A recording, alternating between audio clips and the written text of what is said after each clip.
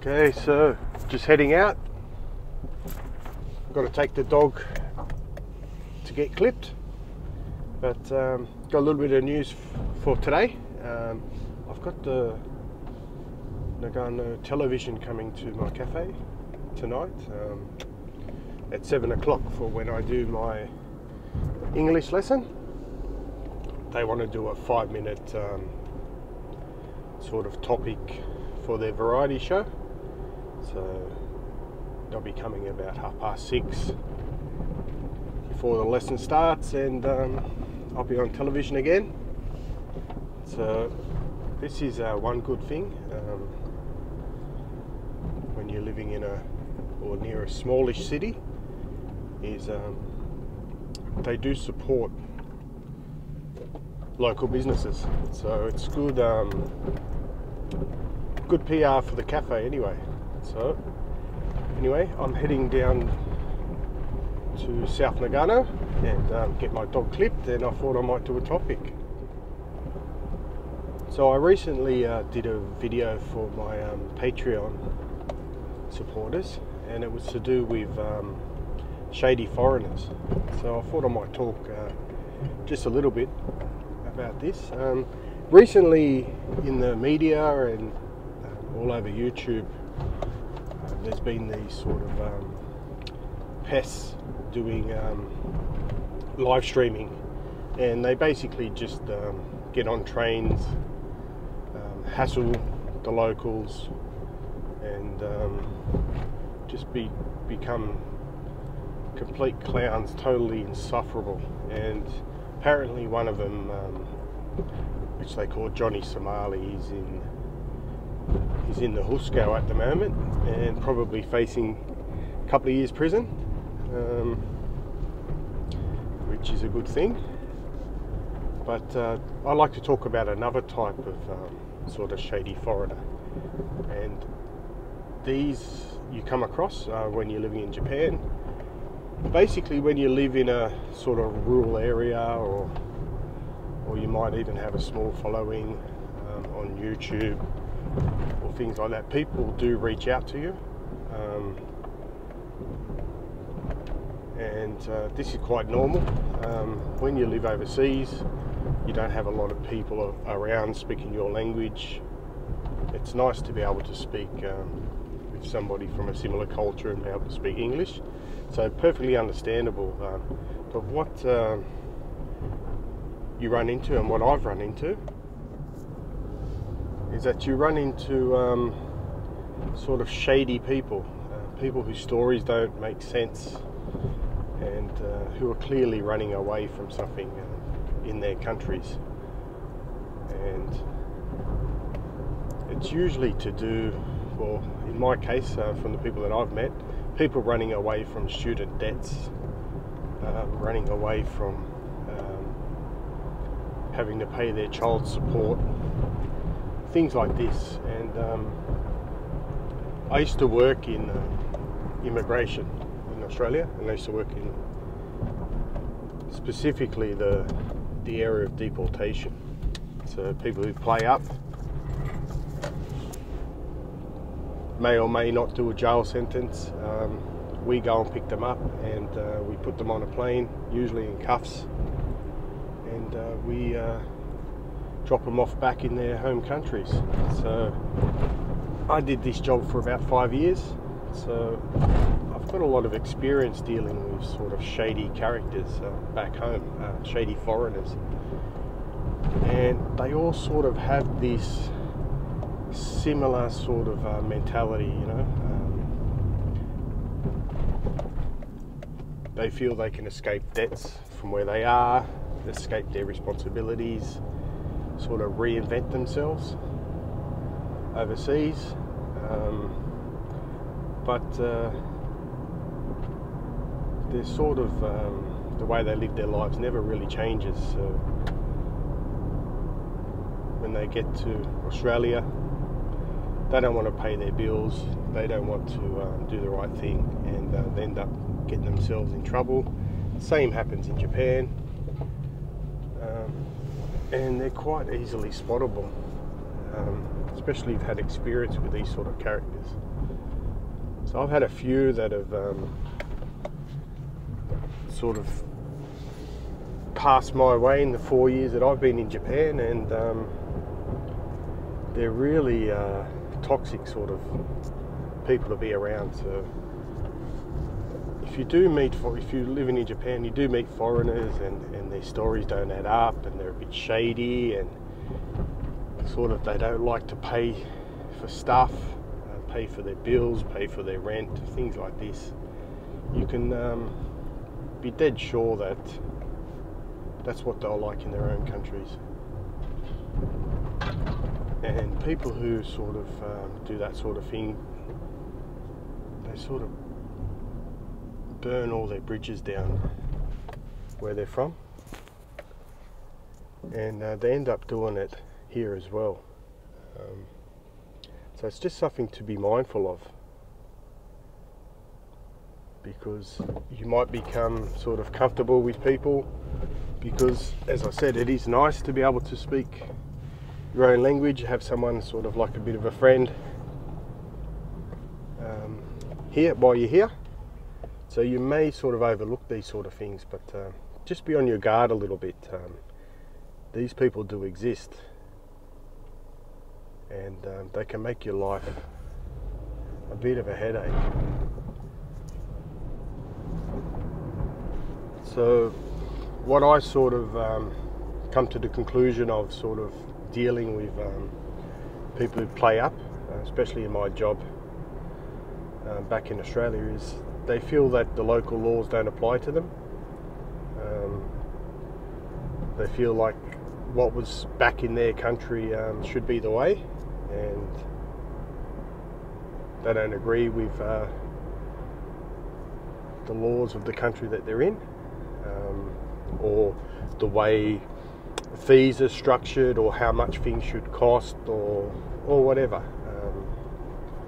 How much they should pay if they're renting something, and things like this. So one big gripe that comes with foreigners is when they leave their accommodation, they don't like to pay to have it cleaned. When they rent something, they don't like to pay the key money, which is basically how key money is 1 month worth of rent, and that money goes to the real estate agent, and that's what keeps their doors open and pays their wages and provides the service for people who want to rent things to go to. So all these things need to be paid for in some way, and it's always the consumer that needs to pay for it. And because that sort of system doesn't exist in their country, they have a big gripe about it. And these sort of friction sort of between foreigners and owners of apartments and real estate agents, they just don't want to have to deal with foreigners like that. So that's why it's so hard for foreigners to find a rental place, as an example. That's just one example. So they know that they're going to run into problems when the lease is finished. They don't like to pay for what's considered normal, getting a professional cleaner in to make sure the place is sanitized for the next person. They all feel that their cleaning is sufficient enough, and let me tell you, a foreigner doesn't clean as well as a Japanese person, 99% of the time. So these sort of agreements are part of the deal. So you may get like a cheaper monthly rental, monthly rent on a place, but the price is there, knowing that there's key money that will be paid, and that the apartment will be nice and clean for the next person. So it's just a different fee structure, but because that fee structure doesn't exist, they feel they don't have to pay for it. And foreigners get themselves in a lot of problems, and they cause problems for others. So these sort of people are just absolutely toxic and insufferable, and they try and get away with it, and in many cases they do get away with it, and what happens is the next person that rents the place won't be a foreigner. So what generally happens after that is people start blaming the Japanese for not being as open to renting to foreigners compared to the locals, and this is how it comes about. And anyone who's sort of like a landlord or anything like that, they only care about collecting their rent and that their asset is not trashed. They don't really care too much about who rents it, as long as their interests are looked after. Another big gripe with these sort of foreigners, these shady foreigners, is they don't like to pay their pension. So the pension is $150 a month, and that goes into the pension system. So sort of like maybe the Social Security system in America, something like that. And that money gets used for elderly people to fund their pensions, their retirements, things like that. And when you get older, other people will be doing the same for you. So people who don't like to sort of use their money to support the elderly in the country that they're living in, that's unacceptable attitude as far as I'm concerned. And these sort of people don't like to pay it. Nobody likes to pay for things, but knowing that this sort of system is going to the elderly is disgraceful, to not want to pay it. And not only this, a lot of people that sort of had this attitude don't think twice about using other services in Japan, such as, you know, first-class healthcare and things like that. They must think that all this sort of thing grows on trees and that people work for nothing. But they have no gripes when the benefits come towards them, but when they need to sort of pay out of their own pockets, they have a big whinge about it. And these are the sort of people that you just don't want to have to associate yourself with, because they're just absolutely toxic. They're not here for the right reasons. They have a poor attitude, and anyone that would say these sort of things, you can just imagine what else they think, you know. I just don't know why they're actually here.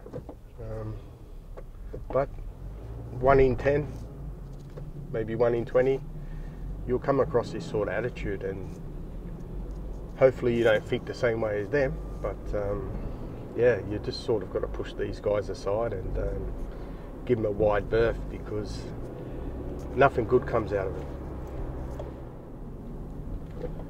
As for these guys who are hassling the local Japanese on the trains and doing what they've been doing, the reason that they can get away with it in Japan without having all their teeth broken is to do with the law. So in Japan, the first person to sort of strike somebody else is in the wrong. So they sort of know this, and it's absolutely cowardly, knowing that nobody's going to knock them out, and they're using the sort of the culture against people, the culture of sort of non-confrontation, non-violence, things like that. And these people are just absolute scumbags. I know that if they sort of pulled this stunt in Australia or America or Britain, they wouldn't last 30 seconds on a train doing that. They'd just be knocked out cold, and there'd be no charges possibly filed against the person who did it, due to sort of being goaded into the situation. So this is one of the things why Japan's so great, is it's safe, and the laws sort of are designed that way, to make people less violent, sort of to turn the other cheek and walk away sort of in these sort of situations. And these scumbags from overseas, foreigners, they take advantage of it, and it's just makes it just so much harder for anyone who wants to come here, anyone who is here, and the people who are supporting these people on whatever social media they're on, they need to have a good look at themselves. And people who do follow them, hopefully that their friends and all that sort of shame them publicly, because it is an internet world, isn't it? So people who are supporting these sort of toxic sort of streamers in Japan with their money, it's absolutely shameful, and it's the only reason that they do it, is because people give them money. So whoever your favourite YouTuber is in Japan, and whoever does the right thing, I think you should support them. That guy wouldn't let me in. So anyway, I'm almost here, and I'll just get the dog into the cutters, and I'll be back out in a sec.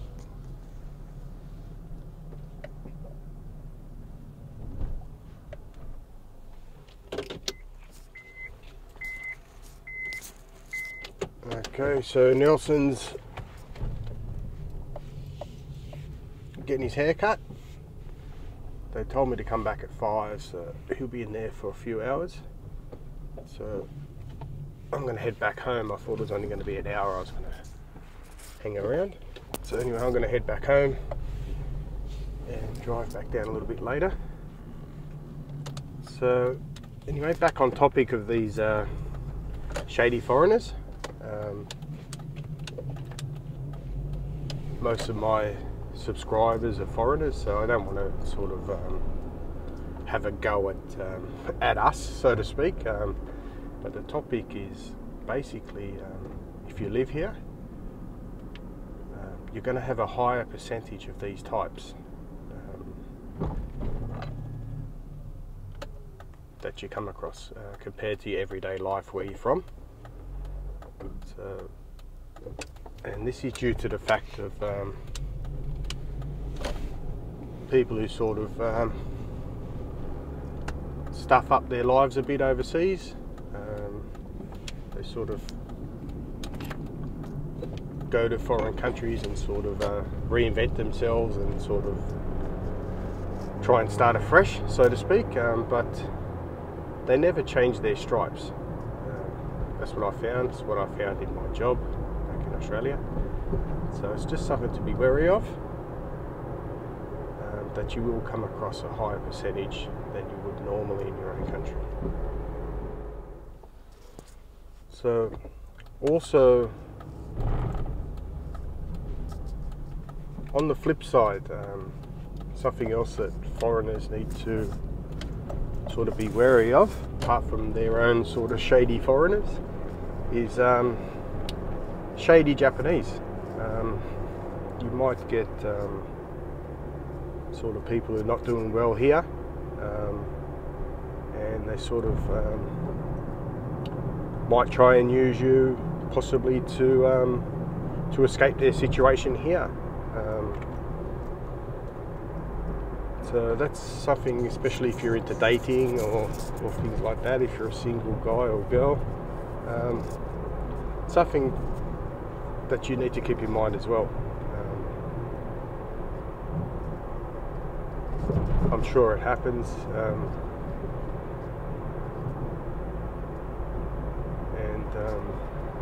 yeah, so just trying to get across, sorry, give me a sec. So there is a flip side there too, so you could become sort of a shady person magnet from both sides. So just sort of have a bit more sort of awareness while you're here. So there's some women that it's not a secret or anything. They even say so themselves that only date foreigners.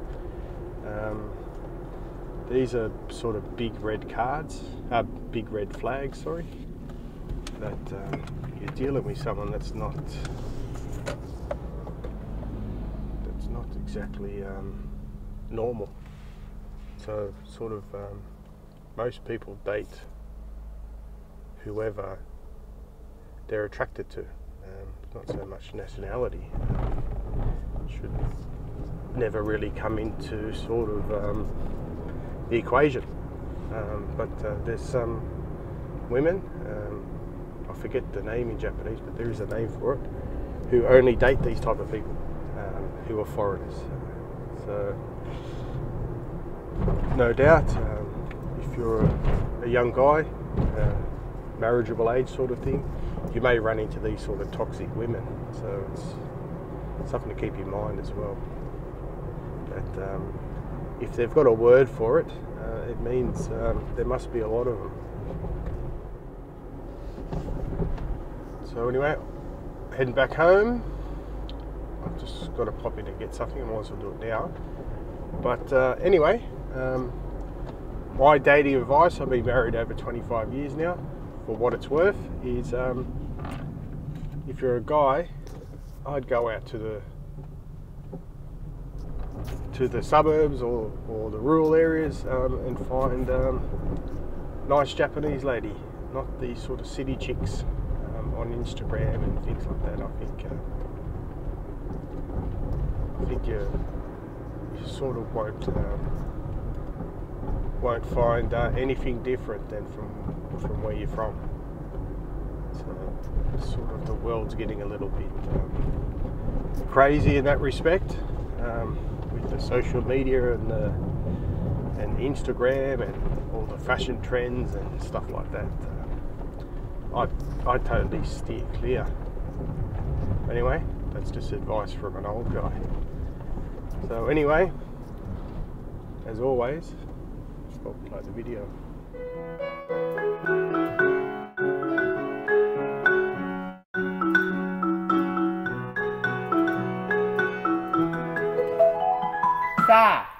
Let's go.